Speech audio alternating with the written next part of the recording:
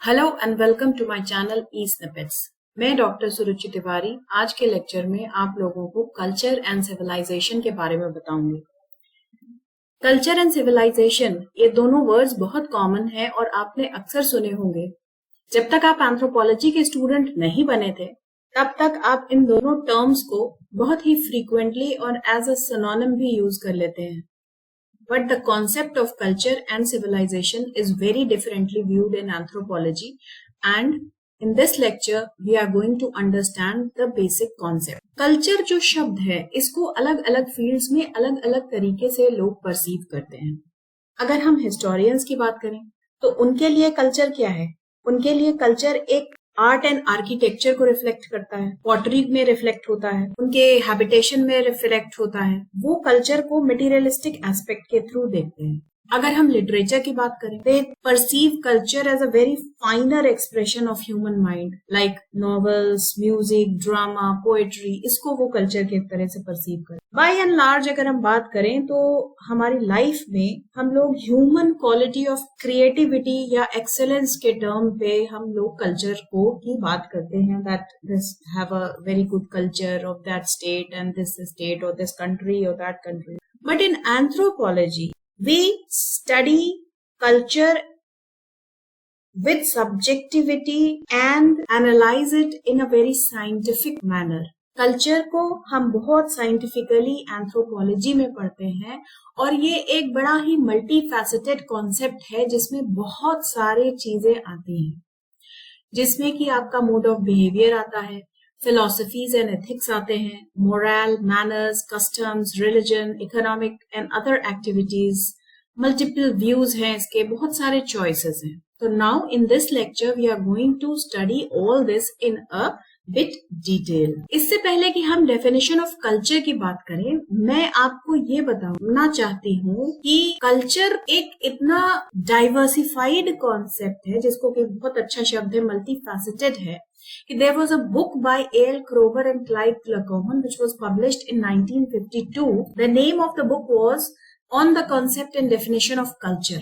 And in this book, they have discussed about 160 definitions of culture given by different scholars. Everyone perceive culture with its own perspective. अपने ही एक view से, अपने ही एक thought से, अपने एक इमेजिनेशन के थ्रू आदमी कल्चर को परसीव कर लेता है। और इस बुक में इन्होंने कंक्लूड किया कि जितनी भी डेफिनेशंस है कल्चर की, उनमें कोई भी यूनानिमिटी नहीं है। Most of the definitions were unscientific and some scholars have given nearly scientific definition of culture. और उसमें सबसे पहला नाम जो आता है वो आता है टाइलर का। टाइलर ने सबसे पहली डेफिनेशन दी थी 19th सेंचुरी में, जो थोड़ी सी, जो बहुत ही पॉपुलर डेफिनेशन है और उसको बहुत ज्यादा एक्सेप्ट किया जाता है। And in this definition Tylor has used the word culture and civilization as synonyms. He has written that culture or civilization is that complex whole which includes knowledge, art, belief, moral, law, custom or any other trait acquired by man as a member of the society. तो ये definition आपको बताती है कि culture या civilisation, जो कि उन्होंने सिनोनिमसली यूज किया था, but presently we are going to study कि ये दोनों सेपरेट कॉन्सेप्ट हैं, बट टाइलर ने अपनी डेफिनेशन में इन दोनों को सेम बताया है।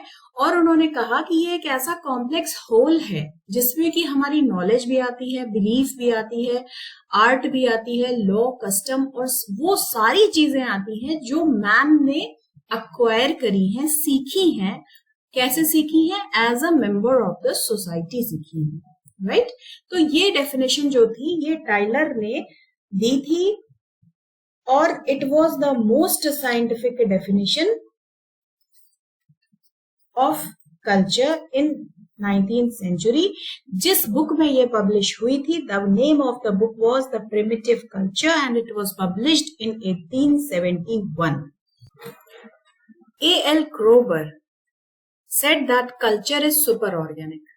अब सुपर ऑर्गेनिक से A.L. क्रोबर का यहाँ पर ये मानना है कि कल्चर जो है वो एक सोशल हेरिटेज की तरह है, वो एक जनरेशन से दूसरी जनरेशन में पास ऑन होता है और ये एक कंटिन्यूअस प्रोसेस है।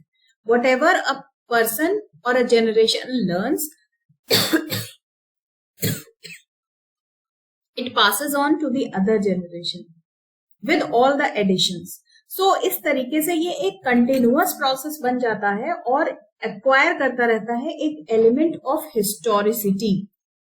And this is how the culture is transmitted from one generation to another, and hence Kroeber says that culture is super organic.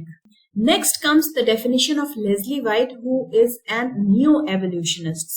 Leslie White का ये कहना है कि culture is a result of man's ability of symbolizing. Symbolizing क्या होता है? Symbolism क्या होता है? Symbolism is a universe of humanity. Human symbolic faculty has organic basis. कोई भी बात हमसे कही जाती है तो हम उसको एज अ सिंबल रिमेम्बर करते हैं और हम एक सिंबोलेट बना लेते हैं. ये जो एबिलिटी है मैन की, यही हमारे कल्चर को डेवलप करने में और आगे ले जाने में हेल्प करती है, ऐसा लेस्ली व्हाइट का कहना है. मैलिनोस्की जो एक फंक्शनलिस्ट है, उन्होंने कल्चर को एक नया डायमेंशन दिया and he said that culture is an instrumental reality for the fulfilment of the basic need of man. Malinowski की थ्योरी ऑफ नीड आपने पढ़ी होगी. मैलिनोस्की क्योंकि एक फंक्शनल स्कूल ऑफ थॉट के एंथ्रोपोलॉजिस्ट हैं, तो उन्होंने कहा कि उनका ये मानना है कि every element has a function to play in the society. तो कल्चर का क्या फंक्शन है, उन्होंने उस एंगल से इसको व्यू किया और उन्होंने कहा कि जो हमारी बेसिक नीड्स हैं, मैन की जो बेसिक नीड्स हैं, उनको हम फुलफिल करने के लिए हमने एक जरिया निकाला है और वो जो जरिया है वो है हमारा culture, which is the product of the man's adjustment mechanism. एक तरीके से हमारा एनवायरनमेंट के साथ जो एडजस्टमेंट हो रहा है उसके लिए हमने एक कोप अप मैकेनिज्म बनाया है जिसको कि हम कल्चर कहते हैं. ऐसा फंक्शनल एंथ्रोपोलॉजिस्ट का मानना था, स्पेशली मेलिनोस्की का. मेलिनोस्की के बाद आते हैं Herskovits. He stated that culture is the man made part of the environment. इन्होंने क्या एम्फसाइज किया, इन्होंने मेलिनोस्की की डेफिनेशन में और हर्स्कोविट की डेफिनेशन में ये डिफरेंस है कि मेलिनोस्की ने बेसिक नीड्स की बात करी कि हमारा ये कोपिंग मैकेनिज्म है जो हमने अपनी नीड्स को फुलफिल करने के लिए बनाया है, लेकिन हर्स्कोविट कहते हैं कि ये man made part of the environment है और ये हमारी क्रिएटिविटी और आर्टिफिशियलिटी को इंक्लूड करता है कि how much creative we are, how much we can give to the environment. तो जो फंक्शनल एंथ्रोपोलॉजिस्ट हैं उन्होंने इसको एक इंस्ट्रूमेंटल व्यू दिया है कि ये हमारी एक कोपिंग डिवाइस की तरह है जो एनवायरनमेंट और मैन के बीच में है एंड इन लोगों के बीच में एक फैसिलिटेशन क्रिएट करती है. Next comes the characteristics of culture. अब इन सारी डेफिनेशंस के बेसिस पे कुछ कैरेक्टरिस्टिक्स हैं जिनको कि आपको मगअप कर लेना होगा कि they are the characteristics of culture. पहली कैरेक्टरिस्टिक है कि culture is an acquired quality. जैसा कि ईबी टाइलर ने कहा था कि ये मैन अक्वायर करता है, और कैसे अक्वायर करता है, as a member of the society. जब एक न्यू बॉर्न बेबी होता है तो उसको कुछ नहीं पता होता है. We tell them that what the things are. This is a table, this is a chair, this is your relation, this is your mother, this is your father, and everything. This is art, this is drawing, this is science, this is science, this is anthropology, this is history. Everything is taught and he learns everything. So he or she acquires the culture in the non-material and material aspects. Culture is a social product shared by the members of the group and not an individual heritage of man. ये किसी individual के लिए हम नहीं use कर सकते. तब हम एक ग्रुप ऑफ मेंबर्स के बारे में बात कर रहे हैं और जो उनके थॉट्स हैं, प्रोडक्ट, जो सोशल प्रोडक्ट वो शेयर कर रहे हैं. Culture is idealistic. Culture embodies the ideas and norms of a group. Culture जो होता है वो एक आइडियलिस्टिक अप्रोच लेके चलता है कि ये हमारे ग्रुप के नॉर्म्स हैं, ये हमारे ग्रुप के आइडियाज हैं और उन्हीं को हम एडहेयर करते हैं, and that is why we say that culture is idealistic. Culture is the total social heritage. It is passed on from one generation to another through traditions and customs. अब जैसा कि यहाँ पे हम लोगों ने देखा था इस डेफिनेशन में क्रोबर ने कहा था कि हमारा कल्चर जो है वो सुपर ऑर्गेनिक है और वो एक जनरेशन से दूसरी जनरेशन में पास होना होता है, जिसकी वजह से एक हिस्टोरिकल एस्पेक्ट उसके साथ जुड़ जाता है. So this point emphasizes that particular definition of Krober, that it is a super organic nature. Culture fulfills some needs. ये मेलिनोस्की का डेफिनेशन से आया कि मेलिनोस्की ने जो कहा था कि ये हमारी बेसिक नीड्स को फुलफिल करने के लिए एक इंस्ट्रूमेंट है. Culture is an integrated system. Its various parts are integrated with each other. New element which is introduced is also integrated. ये क्या है कि ये हमारी टेक्नोलॉजी को दिखाता है कि धीरे धीरे हम उसमें, हर्स्कोविट ने जो कहा था कि man made part of environment, तो हमने जो भी नया क्रिएट किया हमने उसको पास ऑन कर दिया, अपने कल्चर में इंक्लूड कर लिया. और यही हमारी जो पॉइंट है ये एम्फेसाइज कर रहा है, फोकस कर रहा है कि culture is an integrated system. Now, language is the chief vehicle of the culture. अब हमने जो कल्चर सीख लिया उसको हम पास ऑन कैसे करेंगे? हम पास ऑन उसको तभी कर सकते हैं जब हमारे पास उसको पास ऑन करने का कोई तरीका हो. तो उसके लिए क्या है हमारा कल्चर का वेहिकल? उसके लिए हमारा कल्चर का वेहिकल है लैंग्वेज. अगर हमारे पास लैंग्वेज नहीं होगी तो हम उसको कम्युनिकेट नहीं कर पाएंगे. रेडफील्ड ने डिफाइन किया था कल्चर को एज अ कम्युनिकेबल इंटेलिजेंस. अगर हम कम्युनिकेट कर सकते हैं तभी हम उसको कल्चर को डेवलप कर सकते हैं और उसे पास ऑन कर सकते हैं. Apes have vocalisation, they don't have language. तो apes don't have any culture. उन्होंने कोई कल्चर नहीं डेवलप किया, वो सिर्फ सिंबलाइज करने में और साइन लैंग्वेज पर ही रुक गए और उनमें कोई क्रिएटिविटी, कोई न्यू चीजें आगे नहीं आ पा रही हैं. They are not able to pass on. जो बायोलॉजिकल उनके लिमिट्स हैं उसको वो क्रॉस नहीं कर पा रहे हैं, क्योंकि जो कुछ भी कोई नया सीख रहा है वो नेक्स्ट जनरेशन को पास ऑन नहीं कर रहा है, because they don't have a language. Culture varies from society to society and each society has a culture of its own, not uniform. Culture is different from US to India. Now let's move on. Study of culture in anthropology. अब anthropology में आप जानते हैं कि different school of thoughts हैं. पहला evolutionist group है, then डिफ्यूजनिस्ट है, फिर फंक्शनलिस्ट है, फिर कल्चर पर्सनालिटी स्कूल है. तो जो एवोल्यूशनिस्ट ग्रुप है इन्होंने क्या कहा, इनका आइडिया था कि cultural evolution in accordance with some evolutionary design. अब एवोल्यूशनिस्ट जो होते हैं ये कहते हैं कि हमारा कल्चर जो है धीरे धीरे प्रोग्रेस करता है. हम पहले इनफैक्ट इवन जो मॉर्गन है, LH मॉर्गन के बारे में आप पढ़ेंगे तो आप देखेंगे कि उन्होंने बाकायदा categorisation, the lowest form of culture is savagery, then barbarism and then comes the civilisation. तो इन्होंने कैटेगरी बना दी है एवोल्यूशनिस्ट्स ने कि इस तरीके से हमारा कल्चर जो है वो इवॉल्व हो रहा है स्टेप बाय स्टेप. डिफ्यूजनिस्ट का क्या कहना है? Diffusionist focus on the idea of cultural diffusion leading to the imitation and borrowing of cultural traits. इनका यह मानना है कि डिफरेंट रीजन्स अपने एनवायरनमेंट के हिसाब से अलग अलग कल्चरल ट्रेट्स को डेवलप करते हैं and due to migration and immigration these cultural traits are transmitted from one population to another. जो कल्चरल ट्रेट जिस पॉपुलेशन को सूट करता है वो उस पॉपुलेशन को, उस कल्चरल ट्रेट को वो पॉपुलेशन एब्सॉर्ब कर लेती है और जो नहीं सूट करता उसे गो ऑन कर देती है. Functionalist talk about integration of culture which Murdock referred to as cultural universals. वो कहते हैं कि there are certain cultural universals और the common denominators of the culture जो बेसिकली हर कल्चर में पाए जाते हैं and they are the instruments to cope up with the environment. ये लोग कहते हैं कि there are certain basic things, basic cultural traits जिनको वो कल्चरल यूनिवर्सल्स कहते हैं and they are essential for the development of the culture because they are essential for the survival and coping with the environment. In 1930s, cultural personality schools stressed on the need of the discovering patterns around the idea of integrative uniqueness of every culture. अब जब culture personality school आ गया, Ruth Benedict, Margaret Mead, Ralph Linton and A.R. Kardiner आ गए, तो उन्होंने कहा कि there is a psychological aspect also जिसको कि हम इग्नोर नहीं कर सकते हैं. हर कल्चर एक अलग तरीके का होता है, हर कंट्री का एक अलग कल्चर होता है। क्यों? क्योंकि उनकी एक पर्सनालिटी अलग होती है and that personality is dependent on the environment in which we are living.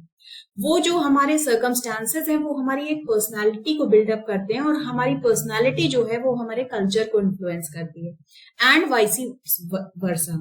हमारा कल्चर जो है, जो नई जनरेशन है उसमें जो कल्चर है वो हमारी पर्सनालिटी को रिफ्लेक्ट करता है। Now what is civilization? Civilization is the progressive state of human society in line with the advanced level of culture and standards. अब आप इतनी देर में समझ गए होंगे कि कल्चर क्या है। अब सिविलाइजेशन क्या है? एवोल्यूशनरी स्कूल ऑफ थॉट के हिसाब से सिविलाइजेशन जो है वो एक स्टेज ऑफ कल्चर है जिसमें कि हमारे पास राइटिंग है, हमारे पास आयरन है, हमारे पास मटेरियल एस्पेक्ट्स ऑफ कल्चर जो है वो काफी सारे हैं। और जब हमारे पास ये सारी चीजें आ जाती हैं, पॉटरी आ जाती है, हमारे पास कल्टीवेशन आ जाता है, हमारे पास राइटिंग आ जाती है, स्क्रिप्ट आ जाती है, तब हम कहते हैं कि now the society has entered into the stage of civilisation. First stage they call savagery, then comes barbarism and then comes civilisation. किसी और लेक्चर में मैं इन सारी चीजों को डिटेलाऊंगी, but here it is necessary to understand that civilisation is the progressive state of human society और इसमें हमारे कल्चरल स्टैंडर्ड्स, हमारे लेवल्स, लाइफस्टाइल थोड़ी एडवांस होती है। It is a stage of cultural development and is limited to few societies. Civilization is an intricate entity having different elements. अब ये elements क्या हैं? ये जो हमारा सिविलाइजेशन है ये डिपेंड करता है, बेस करता है हमारे सोशियो इकोनॉमिक फैक्टर्स पे, अर्बन डेवलपमेंट पे, गवर्नमेंट सिस्टम पे, टेक्नोलॉजी एडवांसमेंट पे, सोशल स्ट्रक्चर पे, religious system, language and food stability. ये सारी चीजें जो हैं, जो एक तरीके से बेसिकली हम लोग ये कह सकते हैं कि ये जो मेटीरियलिस्टिक एस्पेक्ट है, जो टेक्नोलॉजी है, that determines that whether this culture is a civilization और नॉट। सिविलाइजेशन को हमारे एंथ्रोपोलॉजी में कैसे पढ़ा गया है? In 19th century two concepts were used as synonyms. जैसा कि मैंने आपको बताया कि टाइलर ने अपनी डेफिनेशन ऑफ कल्चर में कल्चर और सिविलाइजेशन करके डिफाइन किया था। इसका मतलब कि 19th सेंचुरी एंथ्रोपोलॉजिस्ट जो थे they were viewing both the concept as synonyms, but in 20th century anthropologist viewed the concept as a stage of historical development of culture. जो मैंने अभी बताया कि एल.एच. मॉर्गन जो थे, लुइस हेनरी मॉर्गन, उन्होंने 3 स्टेजेस बताई हैं डेवलपमेंट की। पहली है सैवेजरी जिसमें हम हंटिंग एंड गैदरिंग लाइफस्टाइल देखते हैं। देन है बार्बरिज्म जिसमें हम पेस्टोरलिज्म देखते हैं, डोमेस्टिकेशन ऑफ एनिमल्स देखते हैं। एंड देन कम सिविलाइजेशन जिसमें कि हमारी स्क्रिप्ट आ जाती है, पॉटरी आ जाती है, एग्रीकल्चर आ जाता है। So this is the most advance stage of culture according to Lewis Henry Morgan. It is primarily characterized by the product of material culture and has technological basis. तो किसी भी culture को civilisation की category में अगर हम रख रहे हैं तो हमें उसका टेक्नोलॉजिकल बेसिस देखना पड़ेगा, हमें उसके प्रोडक्ट्स ऑफ मटेरियल कल्चर को देखना पड़ेगा। If they are advance then we call it a civilization. जैसे कि आप लोगों ने हरप्पन सिविलाइजेशन के बारे में पढ़ा है, तो why do we call that is a very old times की बात है, बट हम उसको सिविलाइजेशन कहते हैं। क्यों? क्योंकि they had domesticated animals, they were doing agriculture, they had good drainage system, they had good technology, they had build very nice architecture and buildings were very good. तो उनका एक टेक्नोलॉजिकल बेसिस था जिसकी वजह से उनको सिविलाइजेशन कहा गया। Matthew and Arnold in his book Culture and Anarchy clearly distinguished culture and civilization as civilization is what we have, culture is what we are. मतलब इन्होंने भी अपनी बुक में यही बताया है कि सिविलाइजेशन मटेरियलिस्टिक एस्पेक्ट्स में या टेक्नोलॉजिकल एस्पेक्ट्स में मेजर किया जाता है कि whatever we are having in our daily lives, whatever technological things we are having, then it determines our civilization. And culture is the basic norms of the society, the basic ideals of the society, the basic thought of the society is the culture, what we are. Now, what are the characteristics of civilization? Advanced cities. If there are advanced cities, birthplaces of first civilization, like just now मैंने आपको Harappan civilisation के बारे में बोला, तो क्यों बोला? क्योंकि वो सिटी की तरह उन्होंने अपने एरिया को डेवलप कर रखा था। तो एडवांस सिटीज अगर हैं then we call it a civilization. Specialized workers हैं, मतलब हमारा जो डिवीजन ऑफ लेबर वहां पे प्रेजेंट है कि हमारे स्किल्ड वर्कर्स ये करेंगे, हमारे अनस्किल्ड ये करेंगे, तब हम कहते हैं कि ये सिविलाइजेशन की कैटेगरी में है। कॉम्प्लेक्स इंस्टीट्यूशंस, हमारे पास लीडर्स हैं, हमारे पास लॉ एंड ऑर्डर के लिए पीपल हैं, हम एक गवर्नमेंट सिस्टम रन कर रहे हैं, हम एक हायरार्की, सोशल हायरार्की बना के रखे हुए हैं। तो ये जो इंस्टीट्यूशंस हैं they are the characteristics of civilisation. Then script है हमारे पास, सबसे important, we have script and because of that script we are maintaining records, we have a complex economy, we are not having barter system simple, we pay taxes and we record all the things, then we are a civilization. This is a characteristic of civilization. Improved technology, problem solving tools है हमारे पास, technique for new emerging economy है, then we are a civilization. We come under the category of civilization. Now in this slide you will find the difference between the culture and civilization. Culture exists within civilization as it is the behavioral aspect of some individual or group. But civilization is a vast community that can be made up of several cultures. एक culture exist कर सकता है civilization के अंदर, but civilization may include several cultures. एक सिविलाइजेशन में बहुत सारे अलग अलग तरीके के कल्चर्स हो सकते हैं. Civilization is a broader concept and culture is different. There is a considerable variation in timeline of culture and civilization. The culture was developed earlier than civilization. Culture can exist without a certain civilization, but it cannot exist without a certain culture. तो culture civilization की stage पर नहीं भी पहुंचा है, but it can exist. उसकी existence है, barbarism है, savagery है, जो कुछ भी है, उसकी existence है without being technologically advanced. But a civilization cannot exist without a certain culture.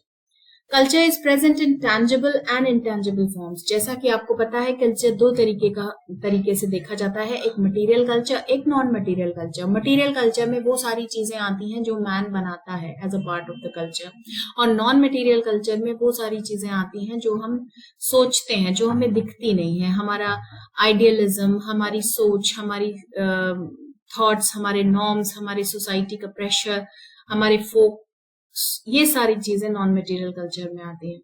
Whereas civilization has various more or less tangible aspect. Civilisation के सारे सिर्फ और सिर्फ मटेरियल एस्पेक्ट्स होते हैं. Culture transfers from one generation to another, this can not be said to be advancing. हम एक generation से दूसरे जनरेशन अपने थॉट्स, अपने आइडियाज शेयर करते हैं और अपने कल्चर को पास ऑन करते हैं. But civilization is always evolving. क्यों? क्योंकि हम नई टेक्नोलॉजी रोज की रोज लाते जा रहे हैं. हमारे मोबाइल्स रोज के रोज इंप्रूव होते जा रहे हैं, हमारे कंप्यूटर्स रोज के रोज इंप्रूव होते जा रहे हैं, हमारा इंफ्रास्ट्रक्चर, हमारी रोड्स, हमारा ओवरऑल टेक्नोलॉजिकल लेवल जो है वो रोज का रोज बढ़ता जा रहा है, जनरेशन आफ्टर जनरेशन. तो civilization is always evolving. All societies consist of culture, but only very few comprises civilization. Culture and civilization have different expansions. Culture is a part of civilization, whereas civilization combines various cultures. ये अभी हम लोगों ने ऊपर भी पढ़ा था. There are no standards for measuring culture, but civilization has an abstract measurement of standard. हम ideals को measure नहीं कर सकते because we follow the rule of cultural relativism, जिसमें कि हम ये बताते हैं कि cultural difference never means superiority or inferiority. So there are no standards. The culture may be different, but you cannot say that the culture is inferior or the culture is superior. But civilization, क्योंकि technologically based है, abstract measurement है उसका, एक standard है उसका, इसलिए हम civilisation को एडवांस या लेस एडवांस या प्रिमिटिव कह सकते हैं. अब आपको जिस भी टॉपिक पे, सोशल के जिस भी टॉपिक पे नेक्स्ट लेक्चर चाहिए, please mention it in the comment section so that I can prepare my lecture according to your own choices. Thank you.